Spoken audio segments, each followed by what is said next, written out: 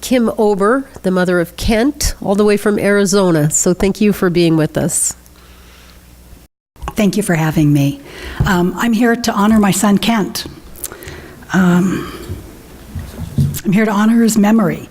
And I cannot tell you how much it pains me to talk about Kent versus talking to Kent.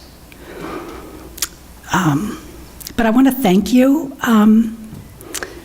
for saying Kent's name out loud, because for us in this room that have lost our child, this is the only time that we get to talk about our child.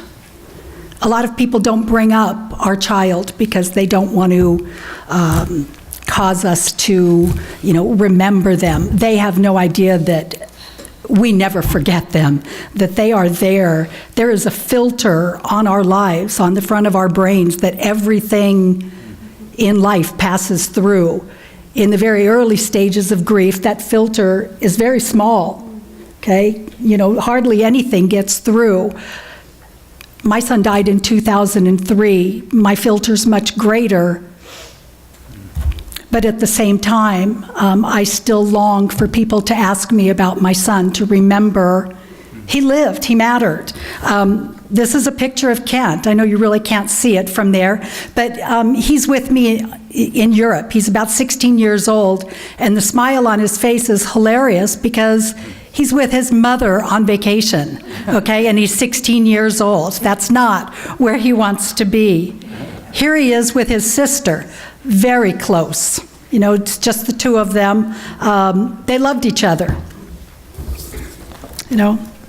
Here's another picture where I begged him to let me take some formal photos of him, and I made the agreement with him, you can wear anything you want. So he's wearing a baseball hat backwards. It really wasn't what I wanted. My most prized possession is this, a Hallmark card worth $3.99 that my son gave me the Mother's Day before he died. Love the cover, it's beautiful. Inside, the sentiment is everything a mother would want to hear. Thanks, Mom, for teaching me all those things a man needs to learn early in life. Thank you for being so sweet and so gentle and good, and for always loving me no matter what. I couldn't have had a more wonderful mother. I couldn't love you more than I do right now. Happy Mother's Day. But that's not the important part. There's a handwritten inscription there that says, although I say, I know, Mom, I don't. Thank you. Love, Kent. Kent knew that for as smart as he was, and he was a smart kid, he graduated from high school early. He was working for an internet company back in the days when that really wasn't all that popular yet. He was a smart kid, okay? And I just want you to, I show you the pictures because I want you to have a face to go along with the name, just like all these other parents in the room. It's incomprehensible to us that these children continue to die. Now, I'm going to tell you something very ugly that the detective said when my son died. I called up Detective Barnes because he had given me his card, because I found my son's cell phone and I found the message from the young man that brought the OxyContin over to him the night that he died. And I thought they would do something with that. And that detective told me, and this is in 2003, lady, you just need to get over it and get on with your life. Nobody made your son take those drugs. Okay. I hung up the phone and I was absolutely devastated, just devastated. So I will come back to that in a moment. Now I want to pick up the comments and the remarks that I thought that I was going to make. I've worked in prevention for about 8 years, and I've gotten, I can tell my son's story in 3 minutes easily because I've done it over and over and over again, which all these other parents in here, I'm sure, all feel the same way. It's almost offensive to try to tell a life and to bring a personality and blood throwing through the veins in 3 minutes' time. But we understand the purpose of this, and we are so grateful that you are here. Even though there's only 4 of you right now, I am so grateful that you are here. Because back in 2003, when my son died, nobody talked about this. And when I tried to talk about it, there was so much shame associated with it that I began to dread social occasions where you would meet somebody, and like moms always do, oh, are you married? Do you have kids? How many?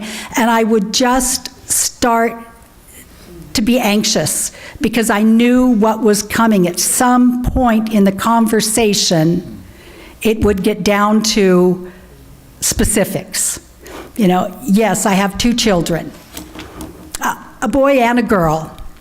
Oh, my daughter, she lives close by. My son lives in heaven. He's lived in heaven since 2003. And then you get that question, which just as a matter of good form, don't ever ask somebody how they died. Let them volunteer it, because you just don't know. You just don't know. And I would love to have said, my son died in a car accident. He got accidentally shot by a bow and arrow. I mean, anything except my son died of an accidental prescription drug overdose.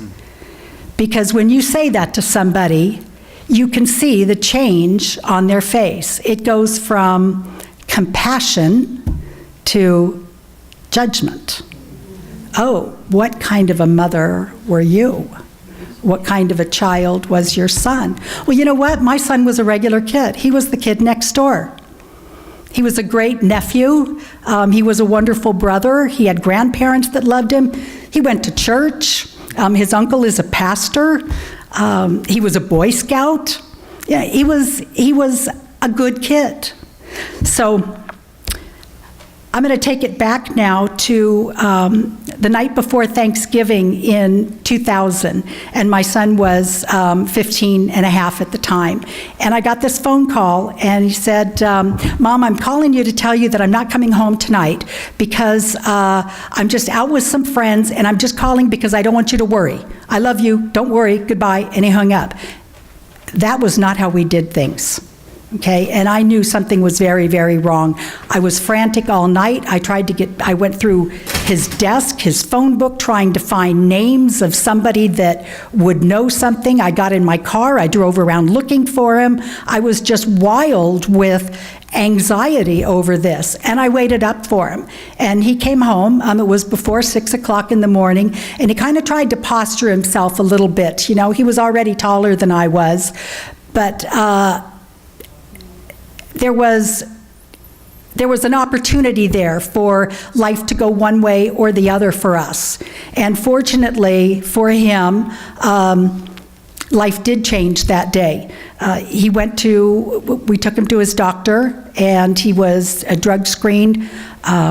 His computer time was limited, put him in a different school. I mean, all of these things that we could do to try to pull him back.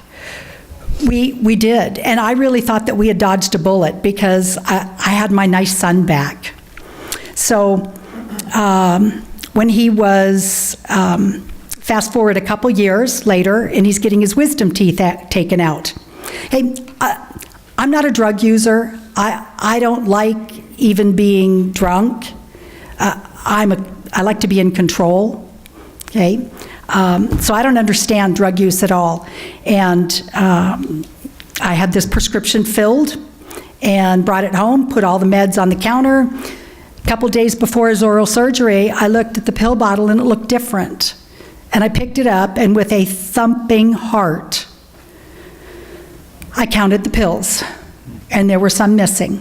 And I confronted my son, and he denied it and denied it and denied it until I finally said, okay, well, let's get in the car because we're going to Walgreens because they have a thief working there stealing narcotics. So I said, "Oh, Mom, I am so sorry." He said, I took it. I said, "I don't understand. Why would you do that?" Now I have to refer to my notes because what he said was bone-chilling. He told me to sit down. We sat down at my kitchen table. I can remember every detail about this conversation. And he said to remember a time that I felt great. And I said, "Okay." And he said, "No, Mom, close your eyes, and I really want you to think about a time when you felt great. You felt euphoric." I said, "Okay." And he said, "The first time you get high, it's better than that." And he said, "All you can think about is wanting to get back to that place because it feels so good." He said, "The problem is, physically and chemically, it's impossible."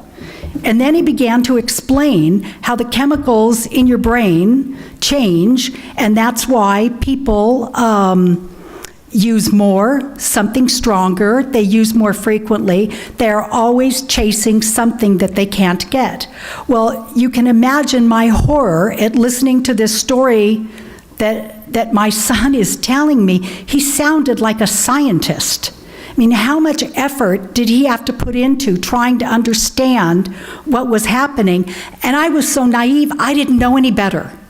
If I had that conversation today, knowing what I know now, I would have picked him up and I would have taken him to some place for treatment. Now, I understand from all these parents that would be a very difficult thing in itself to actually get him treatment, but I didn't know. My response was, well, just don't do that anymore. You know, I didn't know. I had no knowledge, education at all. And I worked out in the corporate world. It's not like I was a hermit, okay? I just didn't know.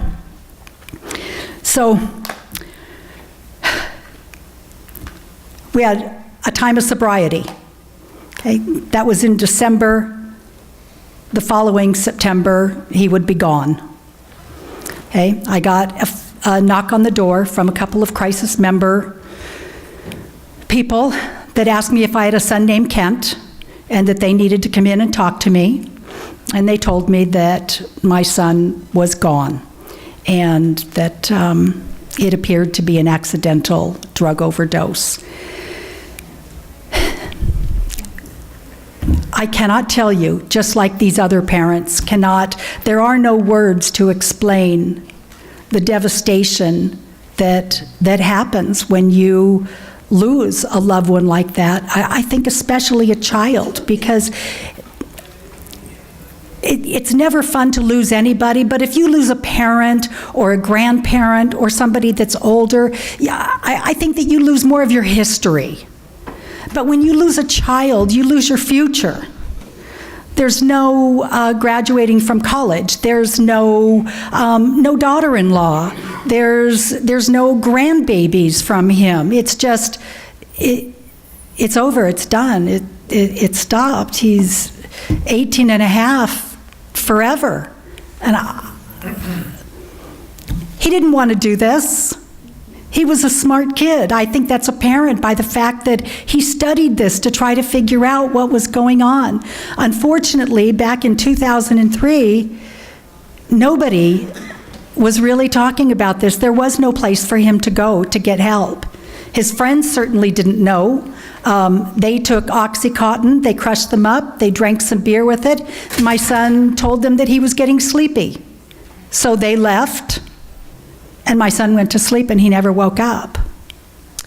Kim, I'm so sorry to break this off. I want to make sure that we get to everybody on this panel and the next panel. And we have some votes coming tonight. So Thank you so much for sharing Kent's story. And you're very passionate and you're a wonderful advocate. And it's really important.